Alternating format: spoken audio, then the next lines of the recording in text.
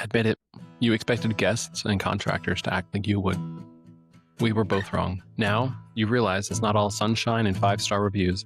That means you're in the right place. There's a big difference between a hot tub that's a liability and one that's an asset. Today, we're talking about hot tubs. Albert is trying to avoid a $20,000 mistake when choosing a good hot tub. He wants to maximize his return on investment, but keep risk in mind. That's because this is the community where we talk about the gross, awkward, and the operational messes, as well as the real strategies that help you keep going instead of quitting. And that's because you are not a quitter, and this industry is somewhere where you can win. Welcome to Short-Term Rental Problems and Solutions. Let's get right into today's question. Good morning, Jeremiah. I bought my rental in Coolbaugh Township last week and applied for my STR permit. So now I'm working on getting a new hot tub. The house came with a blow-up hot tub, and immediately I found out how inadequate it is for an STR. So now I have to decide between 110 volt and 220 volt, new versus used, big brand versus unknown, and I don't want to just listen to the salesman. How many people should it fit? Is a lounger a waste of space? And where should it go? Because I don't think I want to put it in the same place as the blow-up hot tub was. Thanks, Albert. Ugh, Albert, I hear you.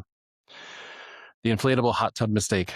The one that disconnects from Wi-Fi, requires weird little cartridges for filtration, and it shuts off when the temperatures outside reach 35 degrees or lower. It's more complicated to wrap with the lid than a Chipotle burrito. One of my clients was in the same place, and it was a nightmare that they didn't get rid of it right away. So you're making the right move. There's several decisions you want some guidance on, and I'm here. Not necessarily as an expert, but I can tell you what I've learned over the last 10 years of dealing with hot tubs and short-term rental guests. Our objective is the highest return on investment while managing risk. Is this going to be the niche of your rental? Is it going to be a hot tub with a house attached? Or is it going to be there just to check a box? What risks are you worried about that we need to manage? And what are guest expectations? We have to think about timing as well, because you have just applied for your short-term rental permit. And some of the costs that you might expect that are beyond just the purchase price. What makes this conversation different from generic advice that you're going to find all over the internet about what hot tub to choose is that short-term rentals are their own specialty. When we're talking about Airbnb use, there are a few things that make a huge difference in what setup to choose. One of those things is that draining the hot tub of all of its water and refilling it is much, much more common with Airbnbs than it is when you're using it personally. So most of the advice that's out there is about personal use, and people would expect to drain and refill their hot tub sometimes once a year, maybe less. One unreliable or dirty experience reverses your return on investment and ends up being your greatest liability. So if your hot tub completely fails and it's the main point of your property, then you're risking that bad review. You're risking a very expensive mistake in sending back a credit to your guests or worrying about a review. And let's face it, your guests, your potential guests are probably not going to read any of your reviews unless they're less than 5 stars.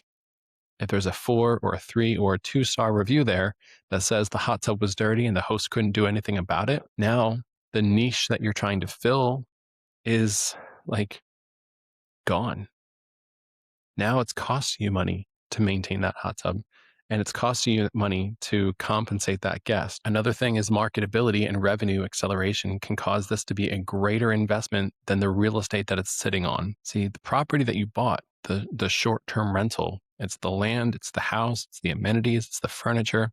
All those things have a return on investment, and maybe that ROI is 5 years, 10 years, but your hot tub could be something that earns its own value in 6 months. Or it could be something that costs you money in the long run.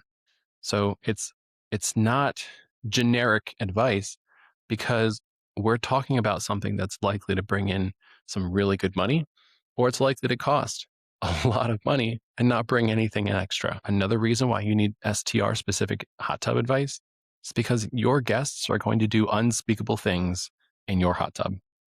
You have to be prepared for anything.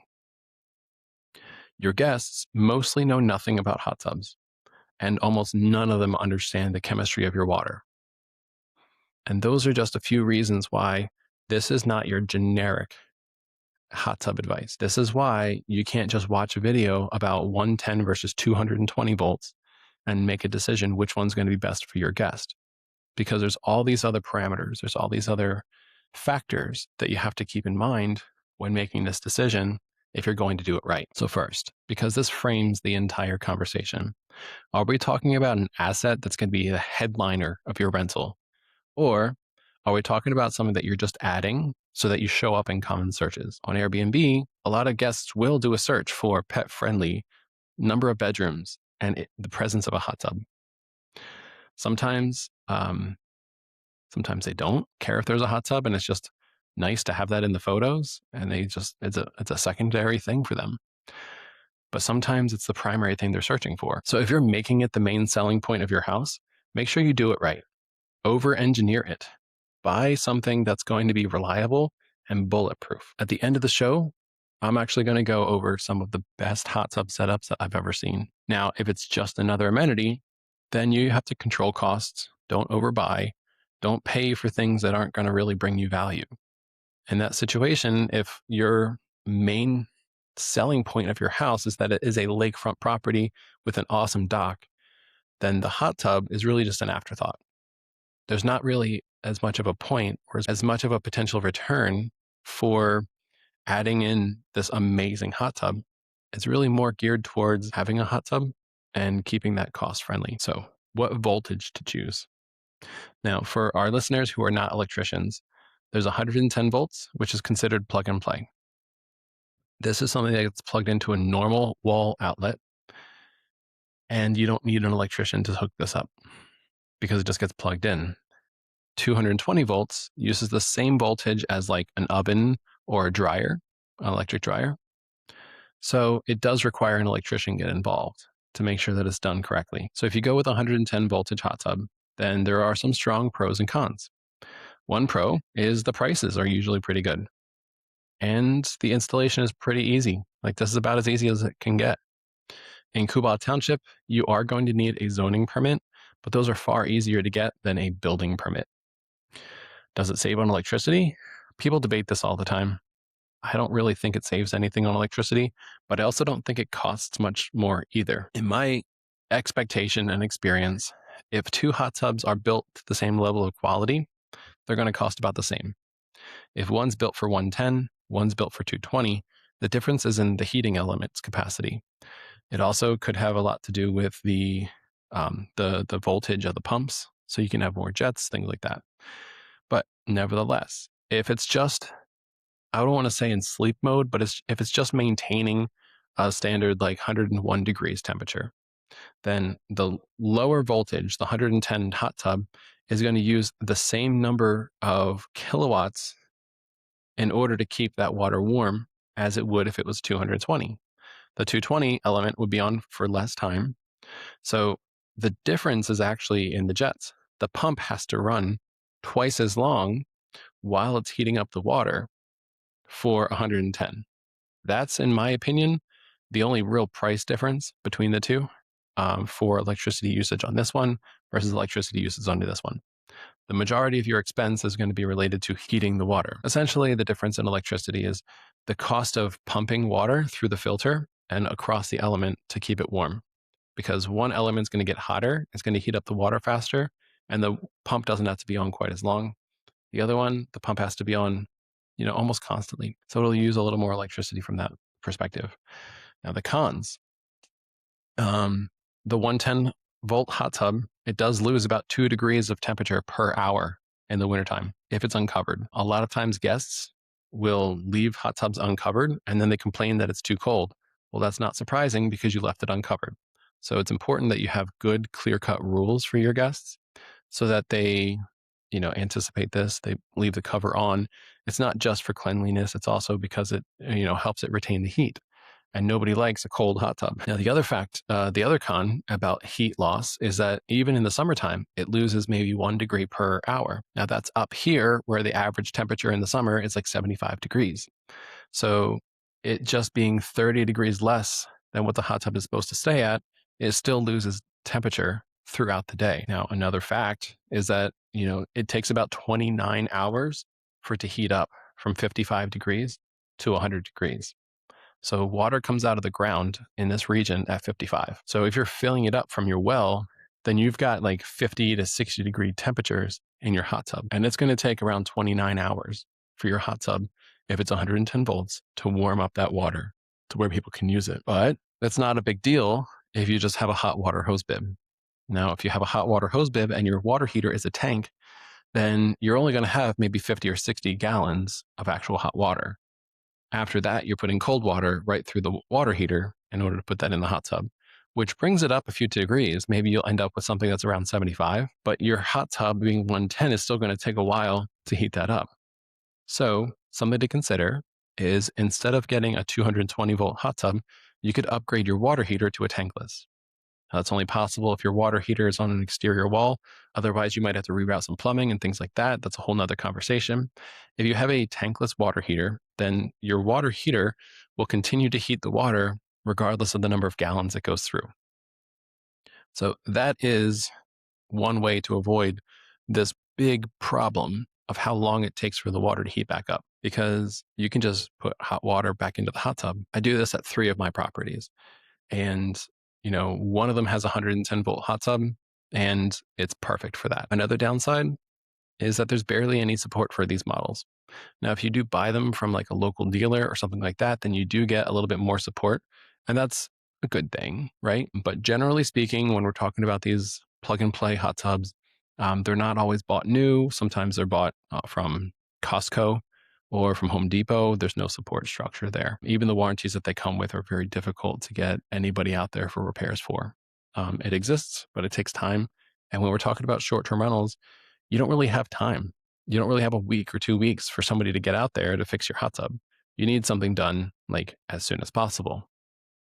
So it's best to not actually compare the value of this warranty versus that warranty, because at the end of the day, if you're losing $1,000 or $2,000 in bookings, you might just get a new hot tub, right? So the lack of support, I think it can be, kind of written off. 110 volt hot tubs also tend to lack some of those impressive features that guests are sometimes impressed by, right?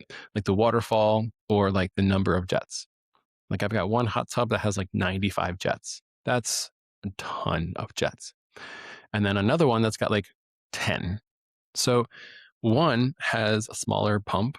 So those 10 jets are fed with sufficient pressure, where the other one with 95 jets requires 3 separate pumps. That way, each of those jets has enough pressure. And even then, it doesn't even seem like it's quite enough. But you can definitely overdo it with the jets. I don't actually see the point. I think it does look cool to have shiny jets. It's really more about that wow factor, I think. So the way the hot tub looks, the way it looks at your property, is actually, I think, more important than the number of jets. The other downside, the control panel can be a little bit confusing. Typically on those lower voltage units, you've just got 4 buttons, and there's a temperature up, a temperature down, a jets, and a light. And, if guests push 2 buttons, they end up changing the mode. It can be confusing how to get back. You've got to have your manual somewhere on property. If you end up buying this thing used, you're probably not going to get a manual. So you have to think through those kinds of things as well. There's some value in keeping it simple, but there's not a whole lot of value in not knowing how to fix your thing. Last thing is the filtration. So these 110 volt hot tubs can go into different modes. Sometimes they have small filters or very small filters. Like the one that you're replacing, Albert, is a inflatable hot tub, and it comes with these little like pucks, and that's the filter. And you've got to replace those like every week. They're not as good as what we're talking about in most hot tubs. Most hot tubs have like a 5-inch filter. Sometimes I've seen smaller ones. I would opt for the ones with the bigger filters, the ones that are going to last a little bit longer, the ones that are going to allow more airflow over the element. Things like that I think are very important. So now the pros and cons of a 220 volt hot tub. One of the pros is that it heats up pretty fast. In about 4 to 6 hours, you can go from well temperature, like 55 degrees, all the way up to 100 degrees, and the guests can use it, which means if it requires to be drained and refilled before a guest arrives, usually it's okay by the time they finish dinner. Typically, these 220 volt hot tubs are the ones that have all of those higher end features, They've got multiple pumps, many jets, and sometimes they even have waterfalls, which I think is just cool to look at. Another thing is larger capacity. So once you get into those like 6, 7, 8 person hot tubs, you're not talking about 110 volts anymore.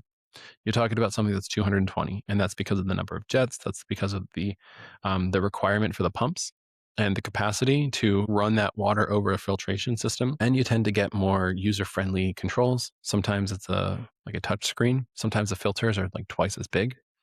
So there's a lot more capability with a 220 volt hot tub. You generally don't find that in the 110. So the cons, the downsides, is that this requires a building permit. So building permit requires an inspection. That's the difference between a zoning permit and a building permit. So in Kubal Township, they're going to use Bureau Veritas, and they will come out. They'll make sure that you have a bare ground wire that's in a ring around the hot tub under the ground. And this is just to meet current electrical code. They're going to make sure there's a disconnect. They're going to make sure that there's conduit running from the disconnect over to the hot tub.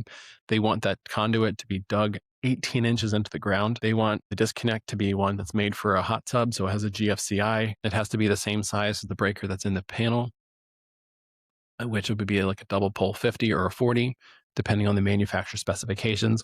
You have to have the original instruction book for the house. This can be in PDF format, and the easiest way to find this, if you don't have one, is with AI. You just put in the information that you can find on the hot tub, and you ask it for the instruction book. It'll usually be able to bring up something like that. That's the easiest way to find it. But nevertheless, your whole building permit requires multiple steps. So there's an inspection, you have to apply for it, it costs money, but you also have to have an electrician do all of these different things. And that's usually going to run you $1,500 to $2,000, depending on the complexity and the length of wire. If you're talking about putting something on a deck, then you don't have to have a trench. It's a little bit easier. It's also pretty close to the house. You can have your disconnect there. So there's a lot of things to consider. But if you're going to go with that bigger one, you don't need an on-demand water heater. On-demand water heaters are nice because then your guests don't run out of hot water, but they also require a little bit more maintenance, annual flushes, so on and so forth. So there's pros and cons to all these different things and parameters. If you'd like to email me directly and go over some of these things, I can talk back and forth and we can help figure it out together.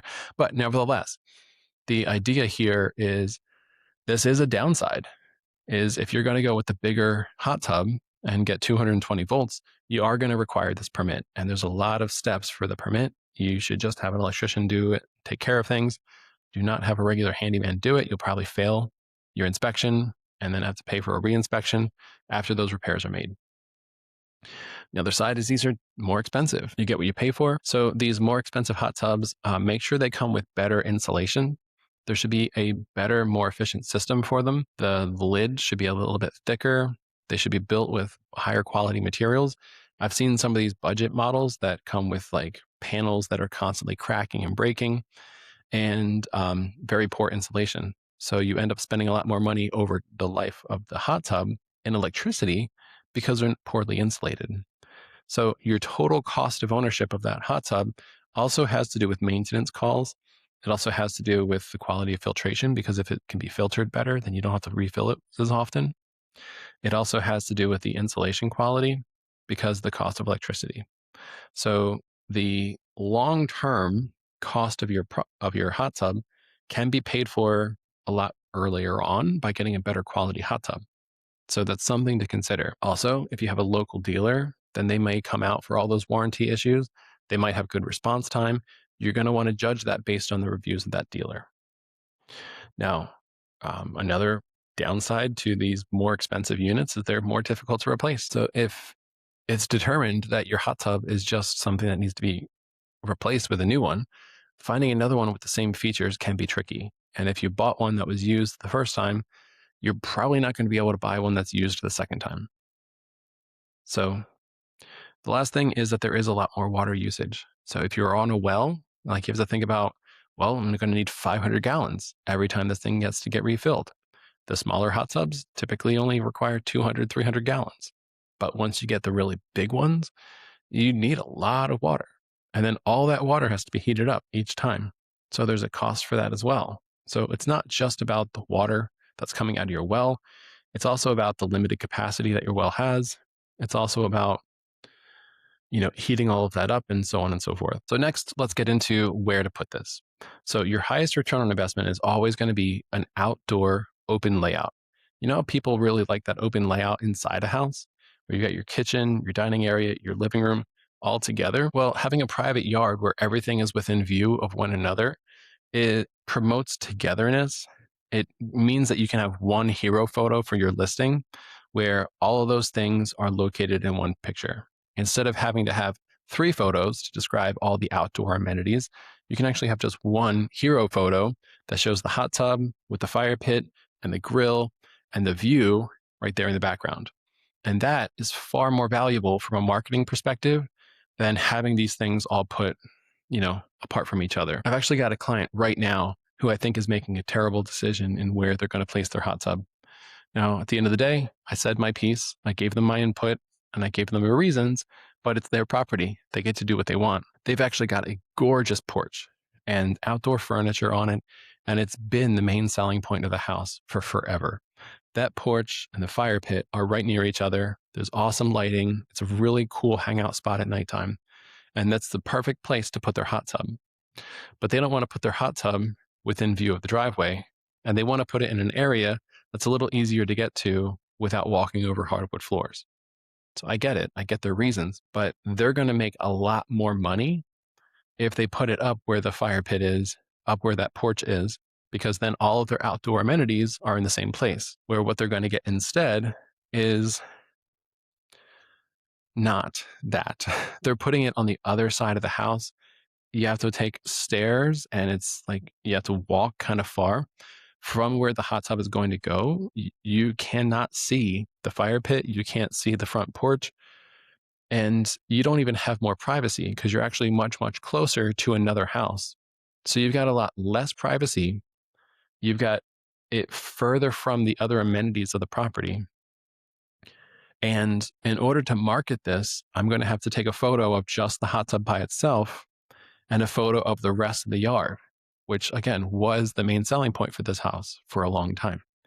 If they had put everything together, then I could have taken photos of just that one area, and it would have been much more valuable, much more marketable, and that would have made my job a little bit easier as the property manager. But at the end of the day, I'm managing somebody else's property, so I don't get to make that decision for them. They chose which hot tub to use on their own. They choose where to put it on their own. And if I stop managing this property, they're the ones who have to deal with it. But keep in mind, too, that this property is for their personal use. The rentals is kind of a secondary purpose. If this was purely an investment property, they probably would have gone with my recommendations and just put it where I wanted it to be. Because then they would have been looking at, well, this is a $10,000 install. How long is it going to take for us to make our $10,000 back? And the answer with my recommendation is maybe 6 months. The answer with what they're going with is maybe 12 months, maybe 2 years. So they're just not looking at it the same way a property manager would, but they listened and they heard my point of view and they still want to put it there. That's okay.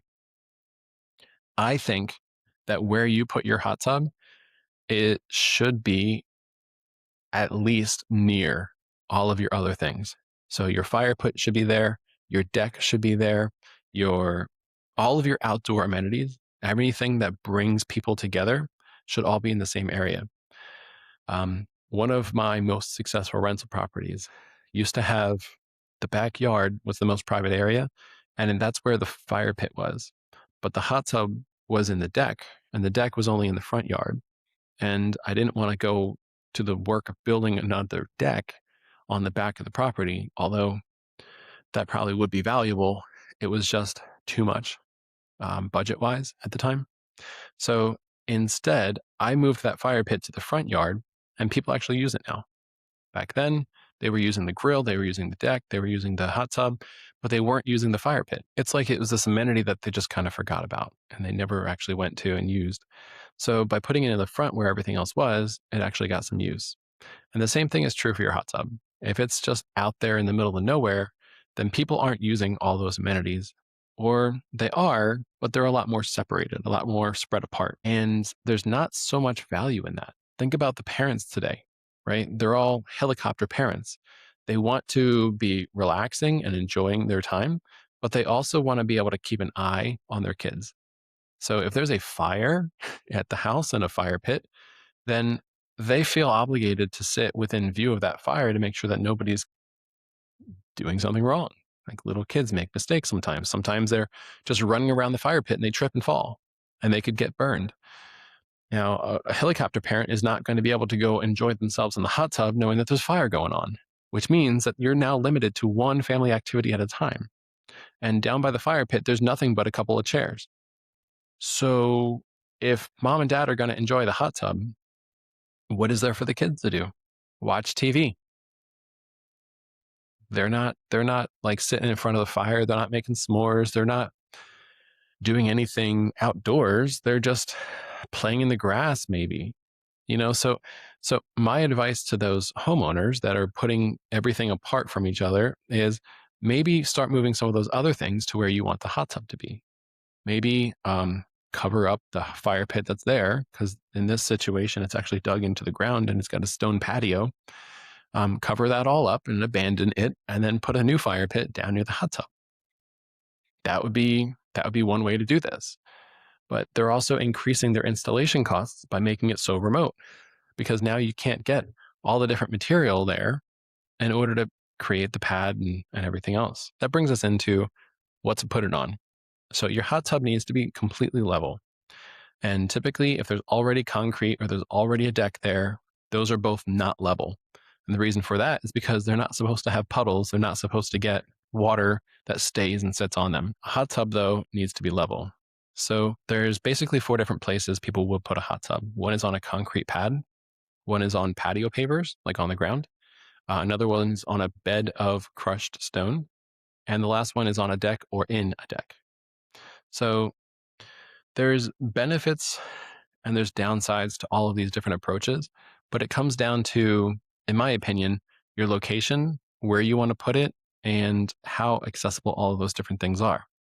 If your deck is 5 feet above the ground, then you can actually get down there and you can add a couple more footers, you can reinforce the deck, and you can make it so that your hot tub can actually be supported by the deck adequately. Whereas if your deck is like 2 feet off the ground, then you're actually going to have to pull up all the decking in order to get underneath it, in order to maybe secure it a little bit better. So if it is only 2 feet off the ground, then the better option is actually to reframe your deck and leave a space for the hot tub, put a concrete pad on the ground. That way it's recessed into the deck a little bit and you don't have to reinforce the deck, you just have to reframe it. But all these things require permits. So you might want to go that route. You might not. I know I did it. The one thing to consider if you're going to put it in the deck is accessibility of service. See, you have to be able to get to the control panel side for regular maintenance. This is what you have to open up in order to troubleshoot things with the warranty. If there's an error code flashing, you have to be able to get in there. So if you build the deck right next to it, you're not going to be able to get in that control panel. The other thing is, if they ever have to take it out and put a new hot tub in, it has to be able to be taken out of that space. So emptied and then lifted out of that spot. So what I did at my house, because I did this, I put a concrete pad on the ground under the deck, and then I reframed the deck around the hot tub. But I actually left a 3-foot by 7-foot panel in the deck and did the framing and everything. It's a little bit difficult to explain, but it's a removable section of the deck, so that if I ever have to service this, I can actually screw in a couple handles and me and one other person can lift this section out and place it back on the deck. And that we can get down with the hot tub and we can actually work on it. This also makes it far easier to get that thing out of there. So another thing to consider is the comfort of guests. So your guests are going to most likely be in their bathing suit, no shoes on, walking over to the hot tub, sometimes with a towel on or whatever. So you want to make sure that there's a way for them to get to the hot tub that's clean, meaning like on stones that are free of debris.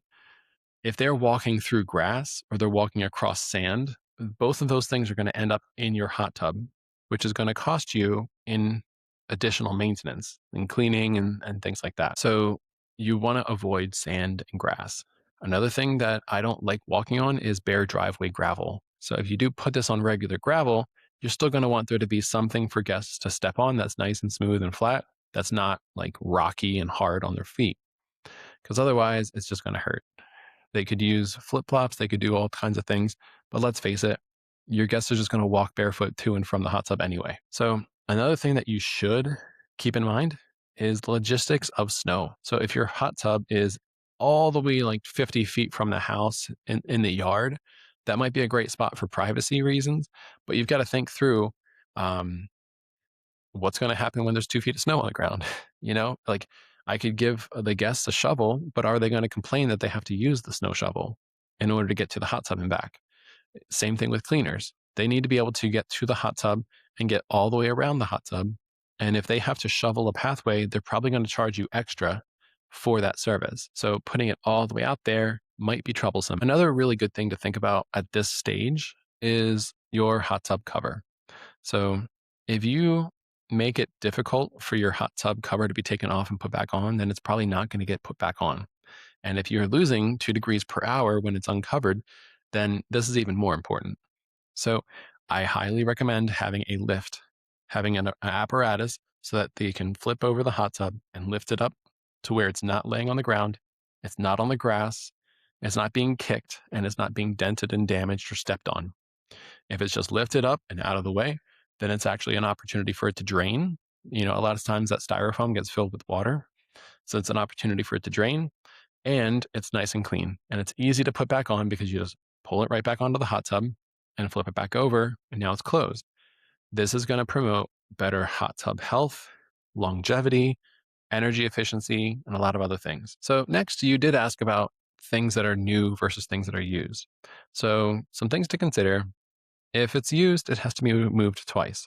So you've got to get it out of somebody's yard or out of their house, and you've got to get it into yours. You can get refurbished units, and those ones usually come with installation and delivery.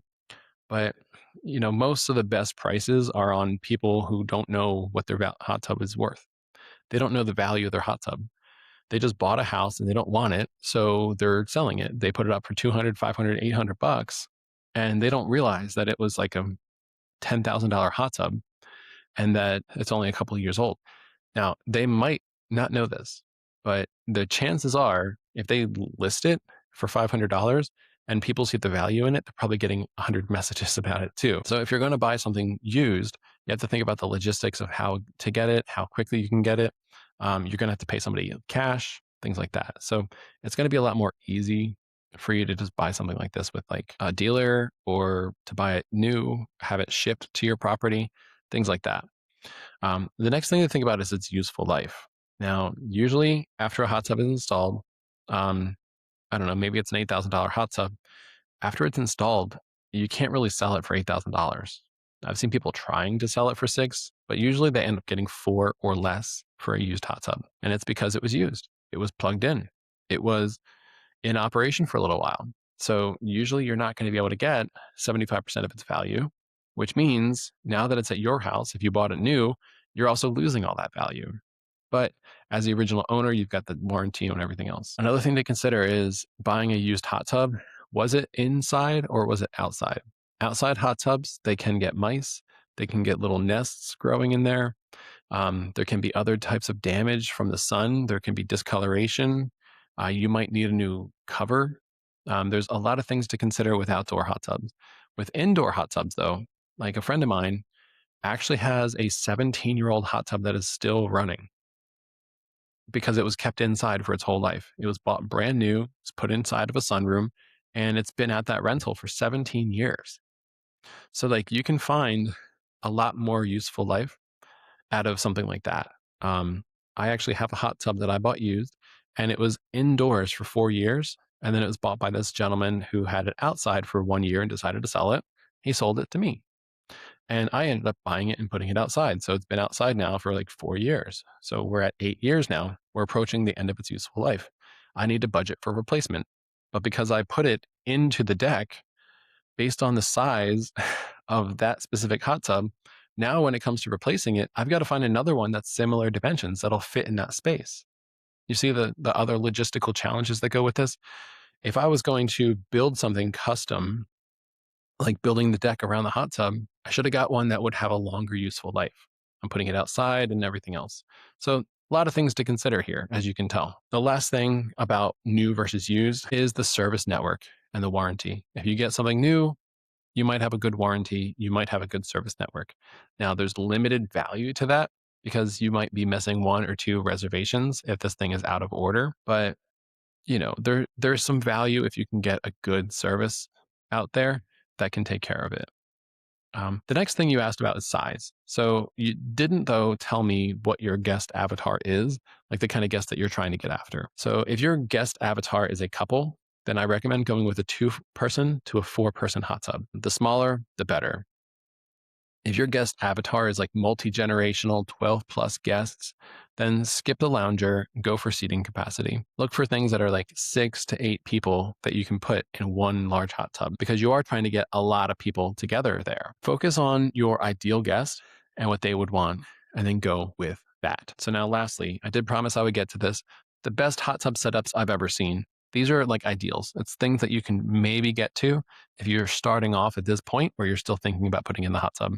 And if it's going to be the primary focus of your rental, then these are some things that you're going to want to do. So in my opinion, what guests are after when they're booking a house in a mountain market is that the hot tub is in a spot that's both connected and disconnected. So they want privacy from the outside, right? But they want personal interior connection. So like the other people that they're with, they want to be with them. They want to be near them. So part of that activity, so that would mean that it's away from the neighbors, but also away from the noise. So part of the outdoor activities are things like the view. If it's a lakefront property, you want to be able to see the lake from there. But also, if it's not, then you want to be able to see the fire pit. If there's a fire pit, the grill shouldn't be too far away from it. All the outdoor seating and lounging should be within view of the hot tub because it's about togetherness, right? So I was down in Tannersville near Camelback, and there was this cozy little couple's house, and it was on the stream, which is a very nice stream. And the hot tub was on the deck overlooking the stream. It's actually the best spot for viewing this stream. Some things that made this such a great spot is that it was only 2 steps from the sliding glass door. And it was the best spot on the property for viewing the stream and listening to it. There was an incredible amount of privacy. This house was surrounded by rhododendron, and those are bushes that give you privacy year round. And from the fire pit, you could see the hot tub, and from the hot tub, you could see the fire pit. And the grill was only about 12 feet from the hot tub. The outdoor seating was all right there. The outdoor dining space was right there. And this hot tub was sized for 3 people. It had 2 seats and 1 lounger. So just an incredible setup, in my opinion. Now, there are some ways that this could have been better because this was a cozy little cabin for 1 couple. If they had 2 loungers instead of 2 seats and 1 lounger, it would have been a better hot tub. If there was a hot water hose bib and an on-demand water heater, that would also be better, even just for energy efficiency. There was a shelf nearby where you could put your beer down or your iced tea.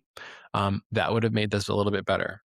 And if there was a lift for the hot tub cover, that would have been ideal. Now, the only way I can think to make that setup even better would have been if there was like a sunroom that it could sit inside of and still have all of those views and a sliding glass door right off the hot tub that you could walk out into the rest of the yard. So all of those things would have just been amazing and game changers.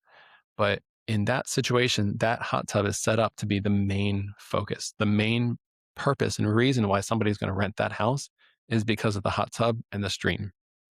So what they're actually renting is the hot tub. What it happens to also have is some beds and a shower and a bathroom and a kitchen. And it's located in a spot that's really accessible to certain amenities like, Camelback, the ski area. So little bonus. The second best hot tub I have ever seen is inside a pool house. And this is like a pole barn style pool house. So the ceilings are like 16 feet high and it's indoors and it's heated, right? So you're never cold, you're never exposed to the rain or the weather.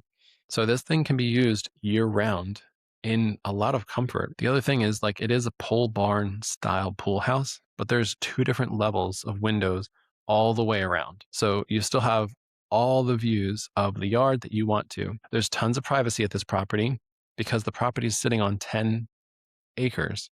So in that situation, all the outdoor activities can be seen from the hot tub. That's the grill, the pool, the fire pit, the playground, and this massive yard that people tend to play a lot of soccer in. And because it was a large hot tub, and there was a pool right next to it, you could actually pump water right from the pool into the hot tub. Now, that was not necessarily beneficial in this situation because the hot tub was bromine and the pool was chlorine. And when you heat up the pool water, the chlorine tends to burn off a little faster. So that's the reason for them to choose the bromine. Choosing bromine versus chlorine is something that you should discuss with the person who's going to be maintaining your hot tub. If you're the person who's going to be maintaining your hot tub, then I recommend bromine. But anyhow, could this be better? Yes, in fact, it could. If there was a nice shelf nearby where you can put down your drinks, that would have made it better. If it's a larger capacity, then that hot tub would have been better too, because it's only a 6-person hot tub. If they had an 8 or a 10-person hot tub there, that would have been, more ideal for that situation. Also, there was no hot water hose bib. So when that hot tub has to be emptied and refilled, it's a bit of a challenge because now you have to empty the water outside and you've got to fill it up with a hose bib from cold water. So could this have been a little bit better? Yeah, but I've never actually found a perfect hot tub setup, but I have found some that are just incredible. And having them can be like the second reason why somebody's booking your property, or can be the primary reason somebody's booking your property. If it's your primary reason, like if this is the one thing that you're putting into your property that you're investing into, then I highly recommend getting a top of the line model, something that's very energy efficient, something that has a good service network nearby, because this thing has to be very reliable and it has to be like high end. So like the photographs of it need to be really attractive. And so like, multiple lights around it. It needs to look good with your landscaping. You've got to think about your landscaping as well. The lights, how it's going to look at nighttime. All these different factors are things that you should be considering if this is going to be the primary purpose and focus of your vacation rental. But Albert, if you've got a house that's like lakefront and you're, putting a hot tub there, like the people are booking your house because of the lake. They're not necessarily booking it because of the hot tub. In that situation, you want to be able to show up in search results, in which case, you can put in hot water hose bib, a 110 hot tub that's made for 4 people, and you can still, check off that box. Most of your guests are going to know nothing about hot tubs. They don't really know which ones are impressive, which ones aren't. They don't know the difference between, 220 and 110, and they certainly don't understand your water chemistry. So this kind of guidance that we are talking about today is actually the reason I got into short-term rental property management. It's something I love like talking about, something I love educating people about. And these are the kinds of challenges that no one talks about when they sell the dream of easy passive income. But they're exactly the kinds of problems that make or break your operation. If you've got a situation you want to share, please email me info@galvanizedmanagement.com or reach out by giving us a call. Your problem might be the next one I break down, and chances are you'll help a lot of other hosts in the process too. If this episode helped you, then share it with another host who's in the trenches. Like and subscribe too, because that helps us reach more people organically. That's how we make this industry better. I'd also love to see you follow us on TikTok at Galvanized Investments, Facebook and YouTube at Galvanized Management. Until next time, stay steady, keep learning, and keep building something real. This is Short-Term Rental Problems and Solutions.